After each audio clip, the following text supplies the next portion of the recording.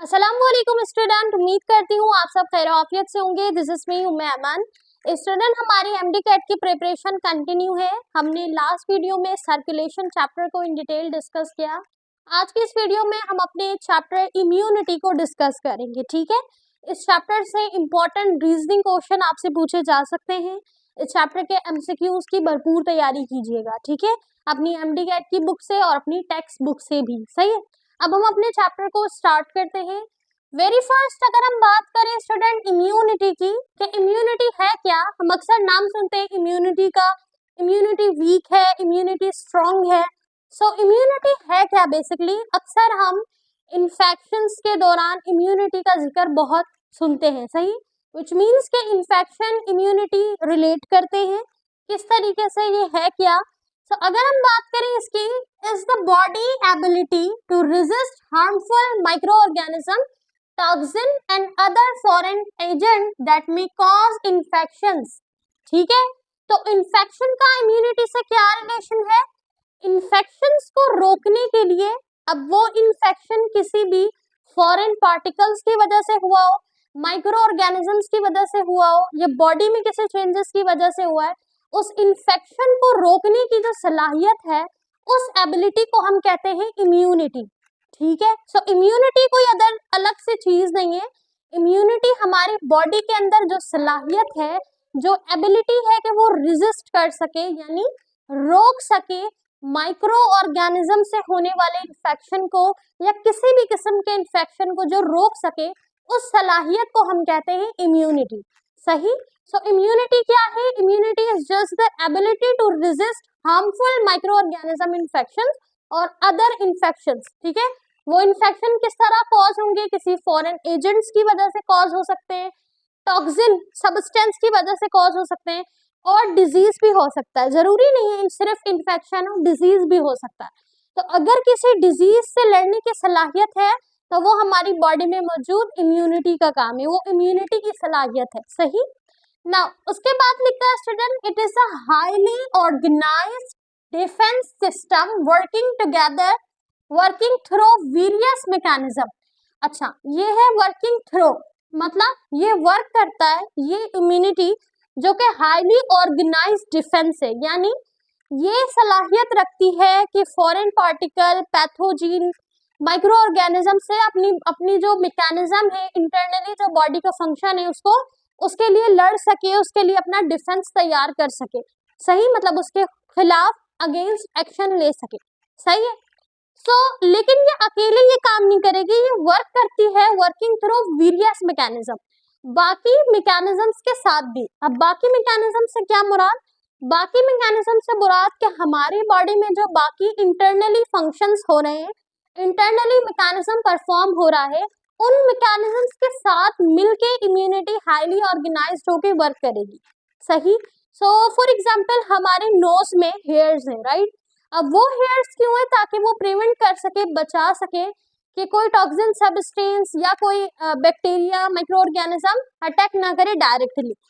सो इस तरीके से ये भी एक इसके लिए क्या है, हेल्पफुल है, इसके लिए इसके ताउन का जरिया है कि ये इम्यूनिटी इसके साथ भी। इसी तरह इंटरनली फंक्शन में, इंटरनली हमारी बॉडी में भी कुछ मेम्ब्रेन्स, कुछ टिश्यू, कुछ फंक्शन मैकेनिज्म भी ऐसे होते हैं जो डायरेक्टली अपने आप को डिफेंस कर रहे होते हैं, अपने आप को बचा रहे होते हैं इन्फेक्शन से, डिजीज से, माइक्रो ऑर्गेनिज्म से, फॉरेन पार्टिकल से।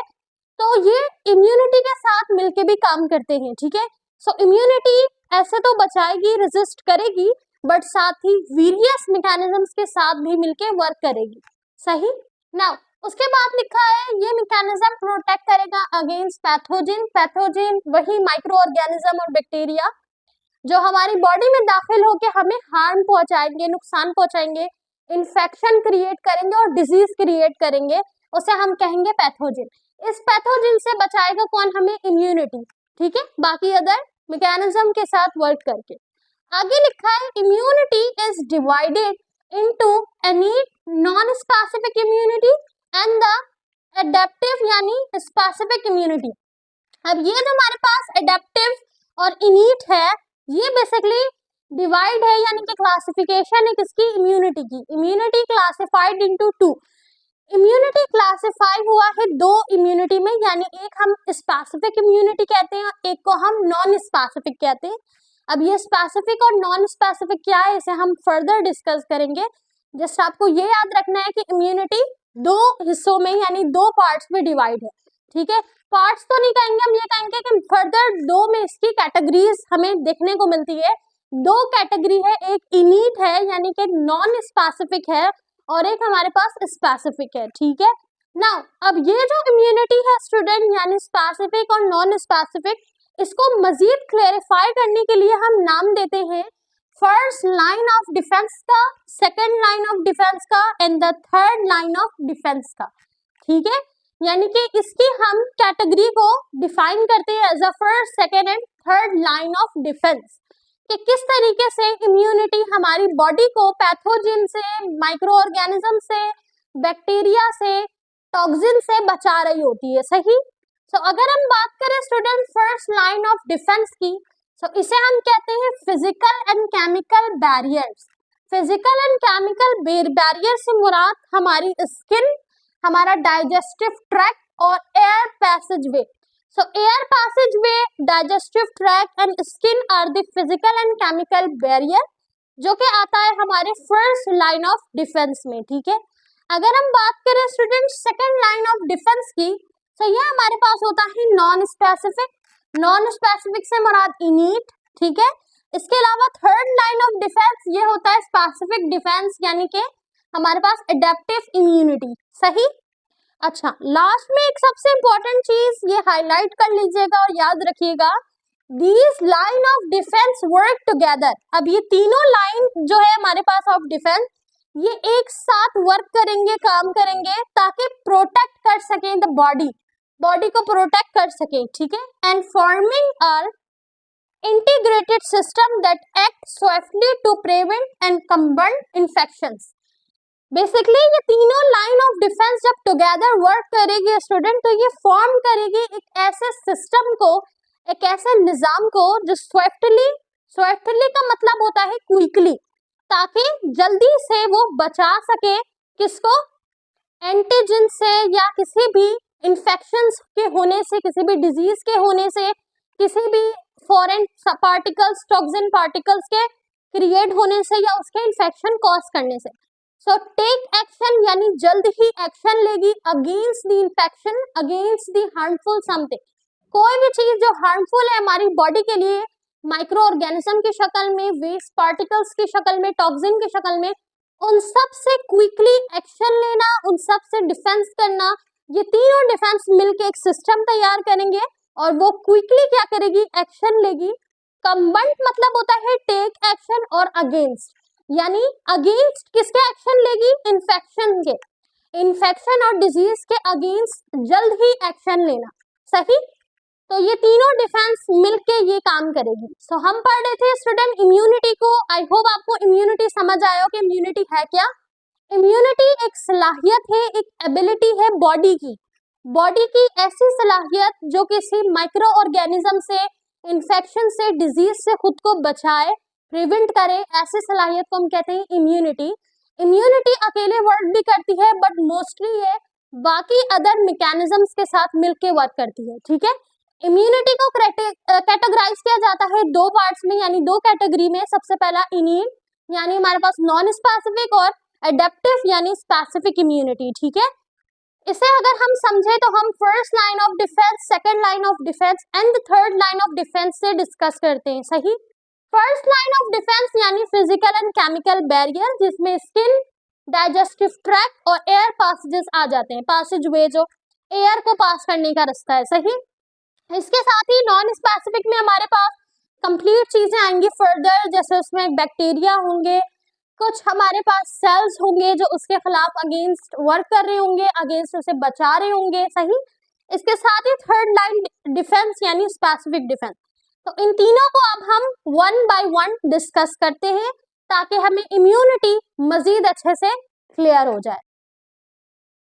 नाउ स्टूडेंट, अब हम डिस्कस करते हैं फर्स्ट लाइन ऑफ डिफेंस को individual.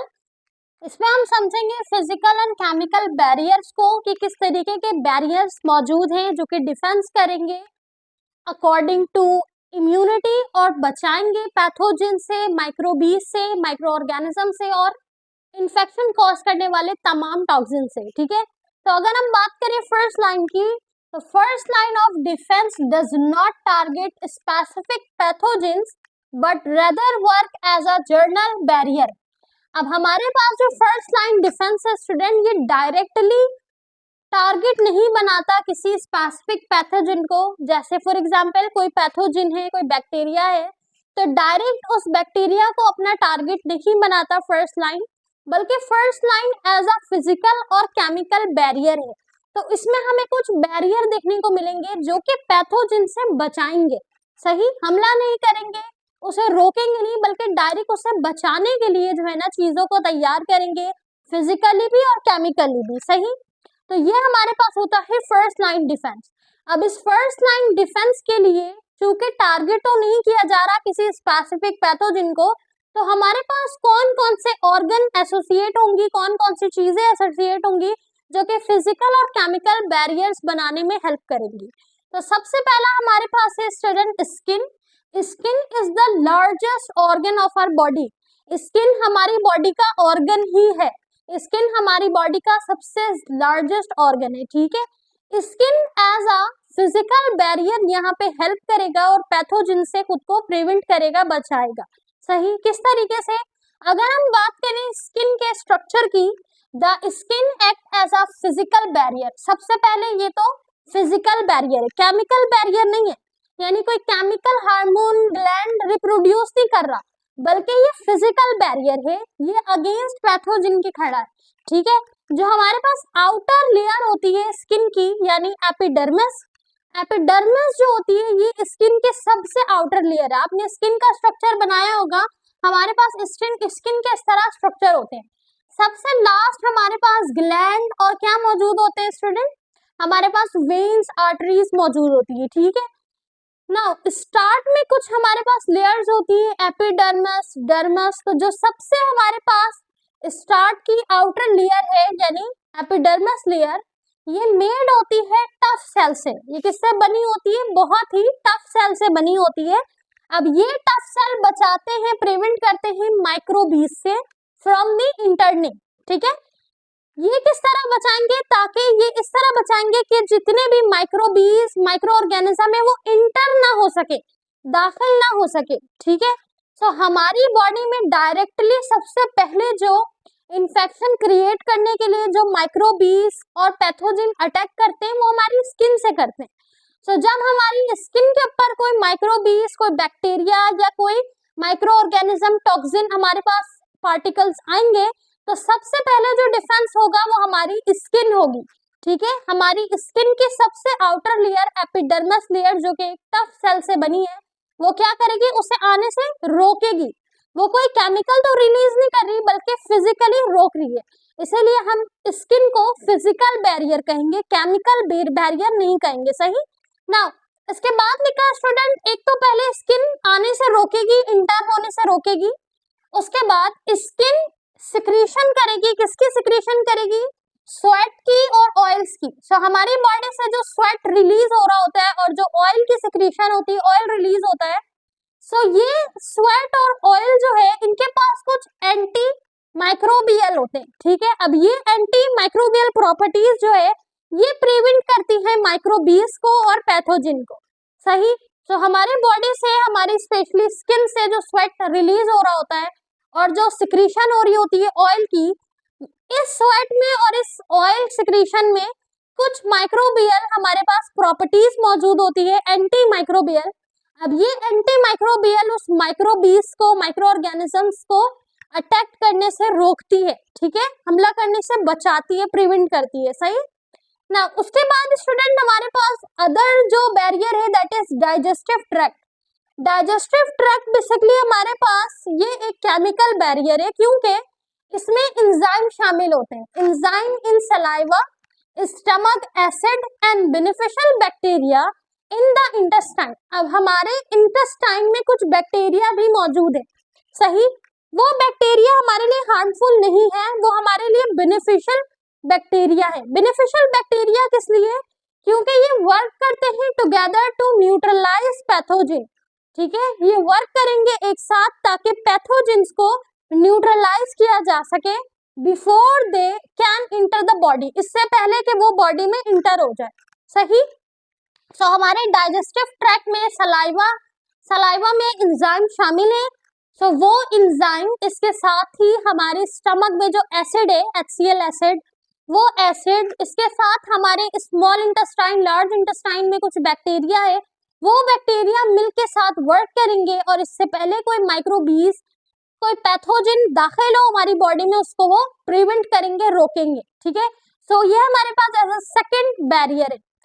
Now the third barrier is air passage way. Air passage वे में किस तरीके से, एयर पैसेज वे में हमारे पास होते हैं म्यूकस एंड सीलिया। म्यूकस हमारे नोज में नोस्ट्रल कैविटी में और हमारे एयर हमारे कान में मौजूद होता है। ठीक है, म्यूकस एक ऐसा फ्लूइड है जो स्टिकी होता है। ठीक है, म्यूकस होता क्यों है, ताकि वो पैथोजन और बैक्टीरिया को ट्रैप कर सके, रोक सके। ठीक है, सीलिया का क्या मतलब होता है, सीलिया मतलब जो हमारे नोज में हमारे स्किन में हमारे एयर्स में छोटे छोटे बारीक बारीक हेयर्स हैं, बाल हैं, उसे हम कहते हैं सीलिया। सो म्यूकस एंड सीलिया ये बेसिकली हमारे पास रेस्पिरेटरी ट्रैक में होते हैं। रेस्पिरेटरी ट्रैक मतलब हमारे नोस्ट्रल में ट्रैक में, नोस्ट्रल ट्रैक में म्यूकस और सीलिया पाए जाते हैं जो कि ट्रैप करते हैं किसको, पैथोजेंस को, पैथोजन को ट्रैप कर लेते हैं। The mucus acts as the sticky layer. Mucus हमारे पास एक स्टिकी यानी चिपचिपा लेयर है जो कि कैच कर लेता है, पकड़ लेता है किसको, पैथोजेंस को। सही। वाइल जबकि सीलिया, क्योंकि हमारे पास पैथोजेंस को ट्रैप करने के लिए, पकड़ने के लिए तो म्यूकस है, फ्लूइड है। सही, क्योंकि स्टिकी है तो ये कैच कर लेता है पैथोजन को। तो सीलिया का क्या काम है, सीलिया जबकि क्या करता है, मूव करता है देम आउट, उनको बाहर निकालने में हेल्प करता है फॉर द रेस्पिरेटरी सिस्टम। किससे बाहर निकालने में, रेस्पिरेटरी सिस्टम से बाहर निकालने में। सही स्टूडेंट। सो ये था हमारे पास first line of defence. First line of defence specific target नहीं बनाता पैथोजन को, ये बात आपने याद रखनी है, विच इज वेरी इंपॉर्टेंट, कि फर्स्ट लाइन डिफेंस बेसिकली किस चीज को टारगेट कर रहा है। फर्स्ट लाइन डिफेंस टारगेट नहीं करता स्पेसिफिक पैथोजेंस को, बल्कि ये बैरियर के तौर पे काम करता है, बाकी दूसरे ऑर्गन्स को एसोसिएट करके बैरियर्स बनाता है, केमिकल बैरियर और फिजिकल बैरियर। ठीक है, इस बैरियर्स की मदद से पैथोजेंस को मारा नहीं जाएगा, किल नहीं किया जाएगा, बल्कि पैथोजेंस को रोका जाएगा ताकि वो बॉडी के अंदर इंटर ना हो सके। सही। तो ये हम देखते हैं फर्स्ट लाइन ऑफ डिफेंस में। First line of defence physical chemical barrier में कौन कौन से ऑर्गन एसोसिएटेड याद रखना है। सबसे पहला है स्किन। स्किन किस तरीके से अपने स्वेट को रिलीज करके, ऑयल को रिलीज करके, ठीक है, क्योंकि ऑयल और स्वेट में एंटी माइक्रोबियल प्रॉपर्टीज होती है। सही। इसके साथ ही स्किन में हमारे पास जो लेयर होती है, आउटर लेयर एपिडर्मिस, वो इतनी ज्यादा टफ होती है, उसमें से बैक्टीरिया पैथोजन आराम से दाखिल नहीं हो पाते। सही। सेकेंड लाइन डिफेंस अभी हम डिस्कस करेंगे और थर्ड लाइन डिफेंस हम डिस्कस करेंगे, तो आपको सही से कंपैरिजन समझ आएगा इन तीनों के बीच में। ठीक है, आई होप आपको फर्स्ट लाइन ऑफ डिफेंस समझ आ गया हो। अब हम सेकेंड और थर्ड को डिस्कस करें। नाउ स्टूडेंट, अब हम डिस्कस करेंगे सेकेंड लाइन ऑफ डिफेंस को। हमने अभी डिस्कस किया फर्स्ट लाइन ऑफ डिफेंस को। फर्स्ट लाइन ऑफ डिफेंस सिर्फ एक बैरियर है फिजिकली और केमिकली, जो कि पैथोजेंस को दाखिल होने से रोकेगा। बट इन केस अगर कोई पैथोजन, माइक्रोबीज, माइक्रो ऑर्गेनिज्म दाखिल हो जाएगा या कोई टॉक्सिन पार्टिकल अगर बॉडी में दाखिल हो जाए, तो फिर हमारी बॉडी में इम्यूनिटी किस तरीके की सलाहियत को दिखाएगी और कैसा रिएक्शन करेगी। सो जब हमारी बॉडी में कोई चीज पैथोजन स्पेशली बाईपास हो जाता है, फिर अप्लाई होता है सेकेंड लाइन ऑफ डिफेंस, यानी कि नॉन स्पेसिफिक।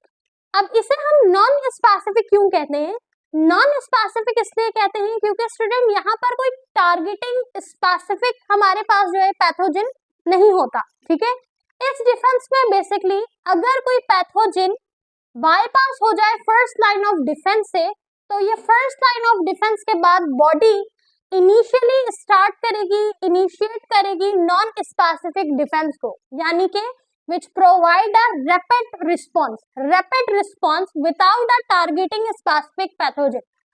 फॉर एग्जाम्पल हमारी बॉडी के अंदर किसी पैथोजन ने इंटर हो गया है, उसने बॉडी को, स्किन को या डाइजेस्टिव ट्रैक्ट के जरिए, म्यूकस के जरिए किसी भी तरीके से वो गुजर के हमारी बॉडी में अब दाखिल हो चुका है। अब हमारी बॉडी में कुछ ऐसे रिस्पॉन्स मिलेंगे, कुछ ऐसे इरिटेटिंग इशू मिलेंगे, हमें कुछ इंटीग्रिटी वाजे होगी, उसके जरिए हम इजिली इंडिकेट करेंगे कि हमारी बॉडी में पैथोजेंस दाखिल हुए हैं। ठीक है, फॉर एग्जाम्पल हद से ज्यादा फीवर का हो जाना, हद से ज्यादा किसी और चीज का चेंज का होना फिजिकली और केमिकली बॉडी के अंदर, तो जब हम डॉक्टर से कंसल्ट करते हैं तो वो हमें डायरेक्ट इंडिकेट करते हैं कि ये इन्फेक्शन की वजह से हुआ है या इन्फ्लेमेशन की वजह से हुआ है।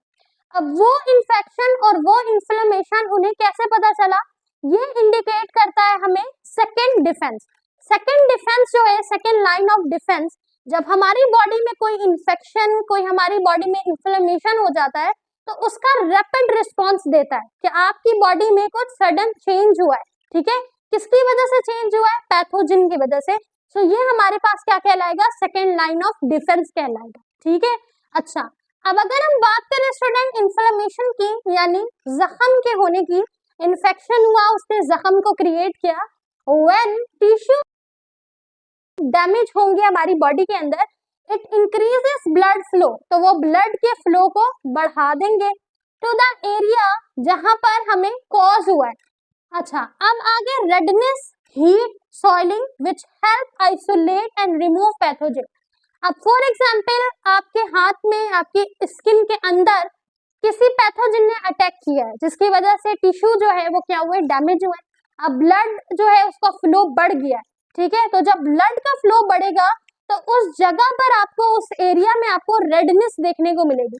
ठीक है, रेडनेस हो गया, या आपको जो है ना वहाँ पे रैश देखने को मिलेगा, या आपको वहाँ पे बहुत ज्यादा पेन होगा। तो ये सारे आइसोलेट करेंगे, हमें इंडिकेट करेंगे कि यहाँ पे किसी पैथोजन ने अटैक किया है। सही ना, उसके बाद लिखा स्टूडेंट फीवर। सो अगर हम बात करें फीवर की, द बॉडी में राइज, अब जैसे ही बॉडी का टेम्परेचर राइज होना शुरू होगा तो क्रिएट एन इन्वायरमेंट, तो वो एक ऐसे इन्वायरमेंट को बनाएगा जो कि अनफेवरेबल होगा। ठीक है, अनफेवरेबल किसके लिए, पैथोजेंस के लिए।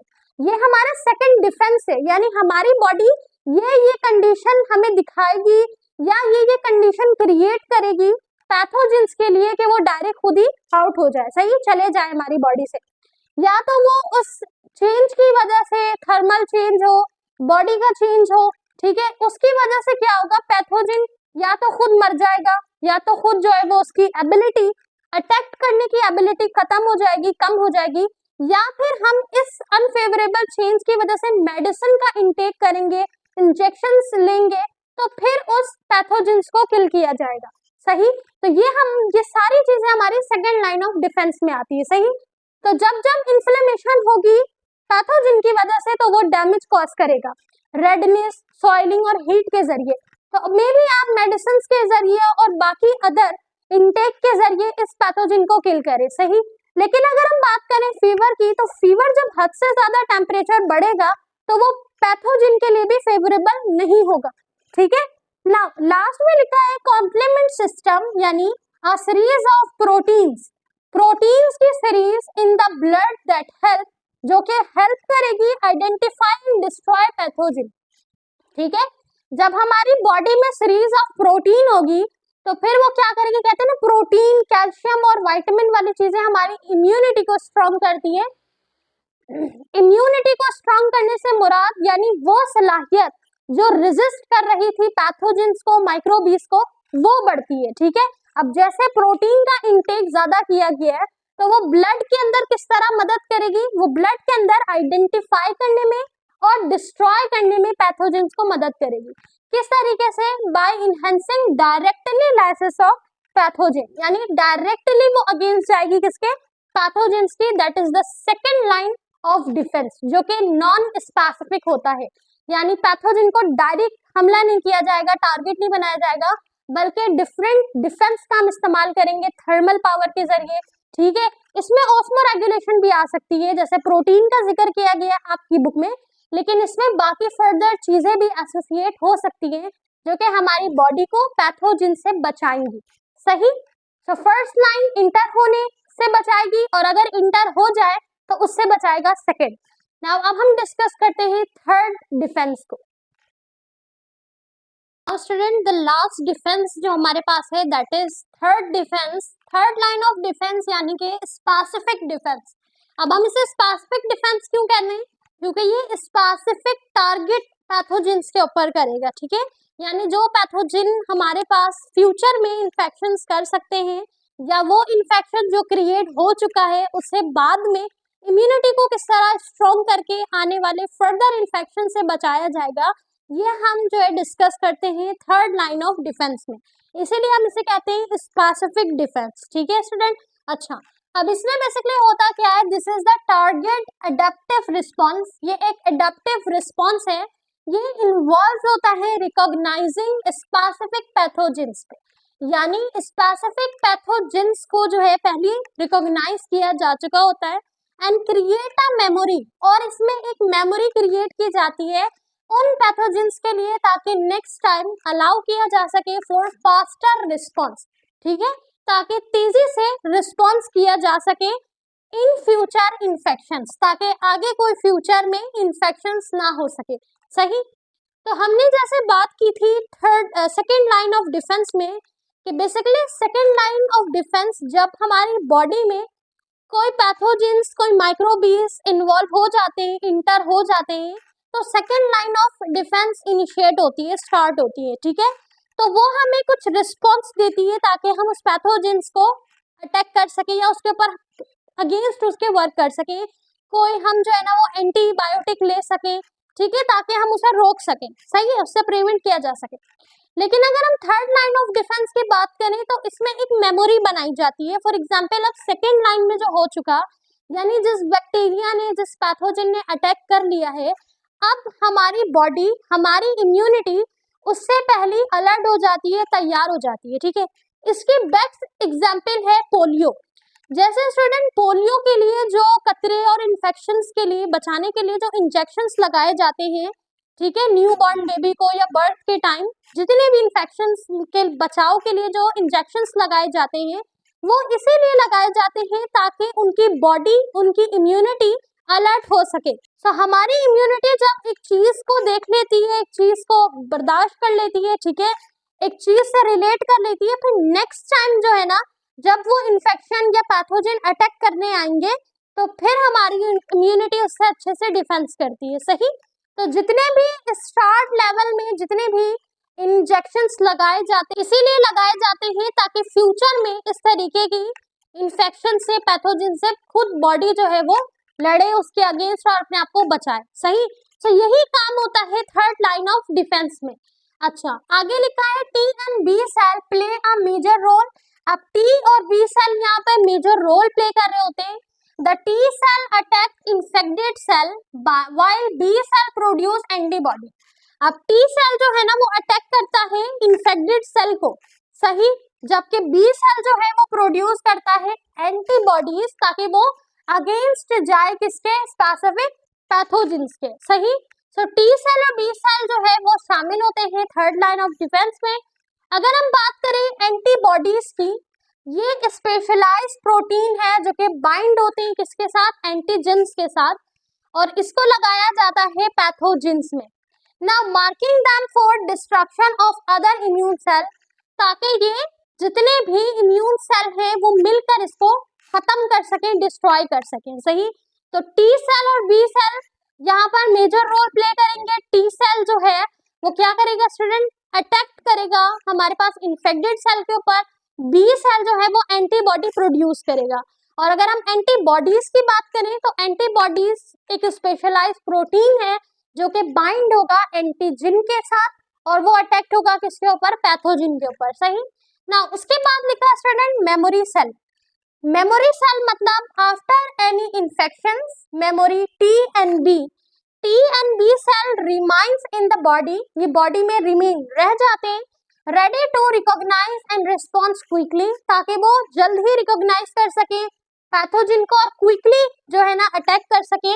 इफ द पैथोजन रिटर्न्स, अब वो पैथोजन अगर जो एक बार इन्फेक्टेड कर चुका है, अगर वो पैथोजन दोबारा आएगा, रिटर्न आएगा, तो प्रोवाइडिंग लॉन्ग लास्टिंग इम्यूनिटी, तो हमारी इम्यूनिटी लॉन्ग लास्टिंग हो चुकी होगी। सही, जैसे मैंने आपको एग्जाम्पल दी पहले कि न्यू बॉर्न बेबी को न्यू बर्थ के टाइम बहुत ज्यादा जो इंजेक्शंस लगते हैं वो इसीलिए लगते हैं ताकि उनकी इम्यूनिटी को लॉन्ग लास्टिंग बनाया जा सके, उनकी इम्यूनिटी को स्ट्रॉन्ग किया जा सके, ताकि पहले ही वो जितना रिलेट कर लेंगे पैथोजिन से, इन्फेक्टेड वाले पैथोजिन से, तो फिर क्या होगा, इन फर्दर बाद में जब कोई बैक्टीरिया, पैथोजिन और माइक्रोबिस अटैक करने आएगा तो बॉडी पहली इम्यूनिटी स्ट्रॉन्ग हो चुकी होगी।